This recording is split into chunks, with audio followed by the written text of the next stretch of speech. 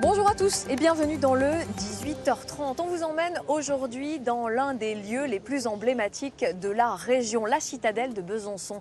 Elle est située sur les hauteurs de la capitale de Franche-Comté. Elle a été édifiée au XVIIe siècle par Vauban et elle veille depuis plus de 300 ans sur ses habitants. C'est l'un des sites les plus touristiques de la Bourgogne-Franche-Comté, le troisième, avec 260 000 visiteurs par an. Des visiteurs dont il faut sans cesse piquer la curiosité. La vieille dame fait tout pour rester jeune. On en parle dans cette émission avec notre première invitée, Gaëlle Cavalli. Bonjour. Bonjour. Vous êtes responsable ici de la valorisation donc, de ce très beau patrimoine, de ce très beau monument Vauban. Et quand on parle à valorisation, on imagine tout ce qu'il faut faire pour entretenir une telle structure, un tel monument.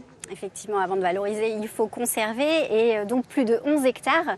Et du coup, il y a vraiment toute la partie espace vert et bien sûr la conservation des monuments, des bâtiments, des remparts. Et c'est à peu près 1,2 million de travaux par an pour l'ensemble citadelle et enceinte urbaine. Parce qu'il y a beaucoup de bâtiments en fait. La citadelle, ce ne sont pas que des remparts en fait. Il y a beaucoup de bâtiments à l'intérieur. Et oui, et tout ce qui était nécessaire à la vie des soldats, puisque bien sûr une citadelle, c'est d'abord un lieu de casernement qui permettait de protéger les frontières de la France, mais aussi de surveiller la ville. Alors on l'oublie ça un petit peu, que ça a été justement un bastion militaire, parce qu'il y a des musées, c'est ce qu'on disait, il y a un zoo, on va le voir tout à l'heure. Et vous, le but, c'est de refaire vivre un petit peu ça aux gens qui se mettent un petit peu dans la peau des soldats, par exemple? Exactement, l'idée c'est vraiment qu'on comprenne quelle était un peu la vie quotidienne dans cette citadelle à l'époque.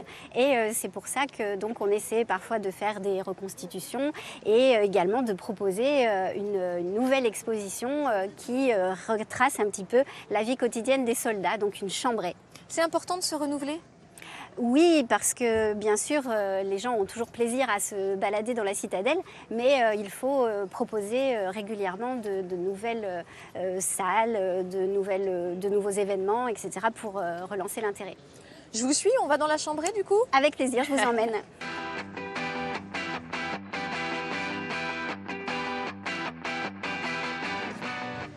Et là, Gaëlle, on arrive dans la chambrée. Oui. Donc c'est quoi? On est dans quelles années? 1700? Tout à fait. Et donc ici, 12 soldats vivaient. Donc là, on voit un seul lit, mais il faut imaginer qu'il y en avait 4. Et donc les soldats, en fait, dormaient à 2 par lit et le 3e était de garde ou de corvée. Et donc, il y avait un roulement. Et c'était... c'est marqué allongez-vous. Alors, je vais peut-être pas m'allonger, mais je vais tester quand même. Oui. C'était des matelas? C'était quand même Oui, c'est confortable? quand même relativement confortable. Un matelas et une paillasse en herbe.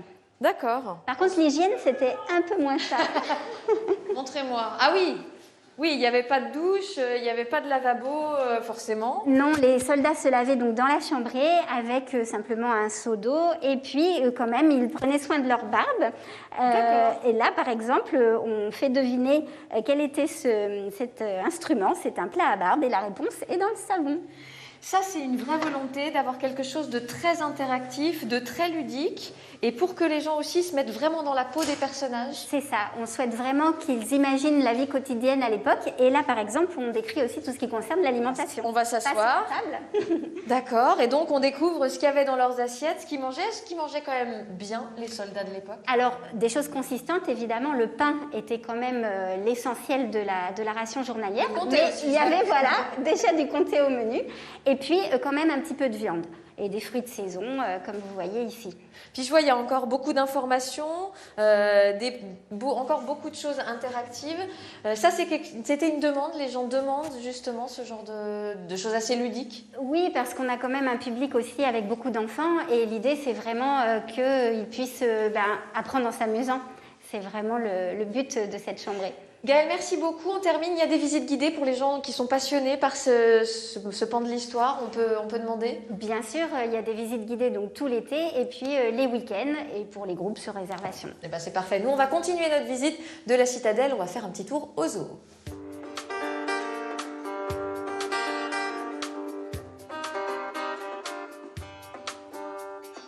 Le zoo de la citadelle est en pleine mutation. Le symbole de cette mutation, eh bien, c'est la fin dans quelques années des grands fauves. Le dernier lion a quitté le zoo le printemps dernier. Un reportage de Marius Gatou et Philippe Arbet.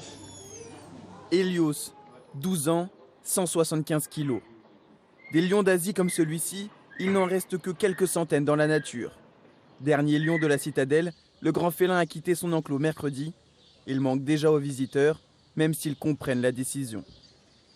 C'est vrai que je suis plus déçue pour elle. Après, on ne sait jamais trop quoi en penser, mais je pense que c'est pas non plus leur place d'être ici à la citadelle, surtout qu'à chaque fois qu'on les voyait, ils n'avaient pas l'air très très heureux. Je trouve que c'est quand même mieux pour lui. Après, pour nous, c'est sûr, on ne le voit pas, mais c'est mieux pour lui, je pense. La mairie de Besançon a promis le départ de tous les grands fauves de la citadelle. La directrice du zoo a participé à cette décision, non sans un petit pincement au cœur.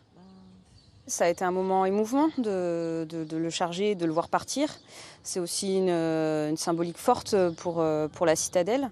Voilà, c'est une page qui se tourne et on sait que voilà, dans quelques années, ce sera les tigres ensuite. Le territoire d'Hélios, c'est désormais le parc du Pal en Auvergne. 2500 mètres carrés d'espace, 3 fois plus qu'à la citadelle. Mélanie Berthet, vous êtes la vétérinaire ici. Bientôt, au zoo de la citadelle, il n'y aura plus aucun grand fauve.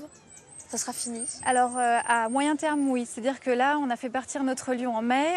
Ça nous permet d'avoir plus d'espace pour nos tigres, mais nos tigres vont rester quand même pas mal d'années avec nous. Actuellement, notre focus, c'est leur bien-être, donc on augmente leur espace. Donc là, il y a des travaux en ce moment pour éviter qu'ils sautent plus haut, c'est bien ça, hein, et leur permettre d'avoir beaucoup plus d'espace. C'est une nouvelle politique globale du zoo de la citadelle? Exactement, on se focalise vraiment sur le bien-être de nos animaux. Donc le slogan, c'est un peu moins d'espèces, plus d'espace. Donc on fusionne des volières, que ce soit sur les fauves, les primates, les oiseaux, c'est vraiment la stratégie. Pour améliorer le bien-être, on a fait aussi appel à un éthologue pour analyser nos pratiques et s'améliorer au quotidien.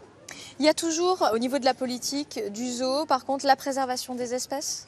Exactement, ça c'est un de nos fondements, c'est ce pourquoi on travaille ici, c'est ce qui nous fait vibrer. Donc là, je vais vous présenter une espèce pour laquelle on est vraiment impliqué pour la conservation dans la nature. Donc là, on est dans une des volières. Exactement, on rentre dans la grande volière, hop, où vivent nos ibis chauves. C'est une espèce qui est en danger critique d'extinction. Les ibis, c'est lesquels, hein? Je suis désolée. Alors ceux qui sont en danger critique, c'est les noirs.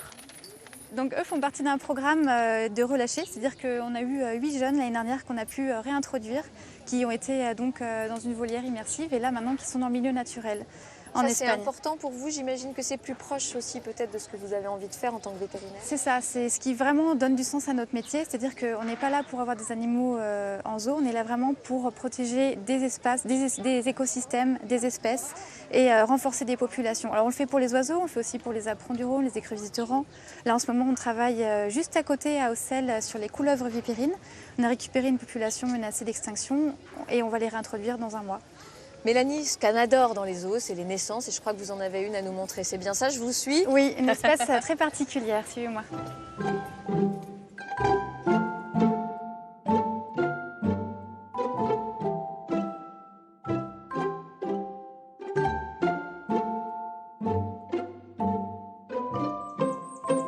Mélanie, ça représente quoi une telle naissance pour le zoo de la citadelle? Alors c'est un vrai succès pour nous, c'est du bonheur parce que ça montre une vraie technicité. C'est une espèce qui est très fragile et difficile à reproduire. Donc c'est déjà la première chose que ça représente. La deuxième chose, c'est que c'est une espèce qui est assez attractive pour le public et du coup ça nous permet, à travers les émotions qu'on véhicule, de passer des messages, notamment sur la protection de cette espèce dans le milieu naturel. L'importance en fait justement de la reproduction, y compris en zoo, ne sont pas toujours des espèces relâchables en pleine nature? Exactement, ça dépend du type d'espèce et de l'habitat qui est préservé dans leur milieu. Ça vous permet aussi de récolter des fonds à certains moments, justement, d'avoir ce succès-là? Exactement, parce que c'est une des missions des zoos, c'est de pouvoir récolter ces financements et d'aider des ONG sur le terrain qui sont vraiment des acteurs de la conservation. Donc on a beaucoup de partenaires effectivement dans le monde entier, en France et dans d'autres pays. Mélanie, quand on regarde le zoo aujourd'hui, la façon dont il est constitué, est-ce qu'il sera toujours comme ça ou au contraire, là on vous sent vraiment en pleine révolution, si je puis dire? Est-ce que dans 5 ans, dans 10 ans, il aura toujours cette forme-là, cet aspect-là? Alors on espère que non. C'est-à-dire qu'on entame un vrai travail de fond avec l'éthologue, exactement, pour redéfinir quelles espèces on va présenter dans nos murs, s'adapter à notre architecture si particulière, avoir des espèces vraiment menacées avec des programmes de réintroduction au maximum. Donc on va repenser la structure de notre parc et donner du sens, une vraie cohérence totale. Et pour vous, c'est un super défi. Ah, c'est magnifique qu'on arrive à aboutir à ce résultat, effectivement. Mélanie, merci beaucoup. Non, avec le coude. Je vous laisse à vos animaux. Je vous remercie encore. Et puis une prochaine fois, nous on va continuer à la citadelle. Au revoir.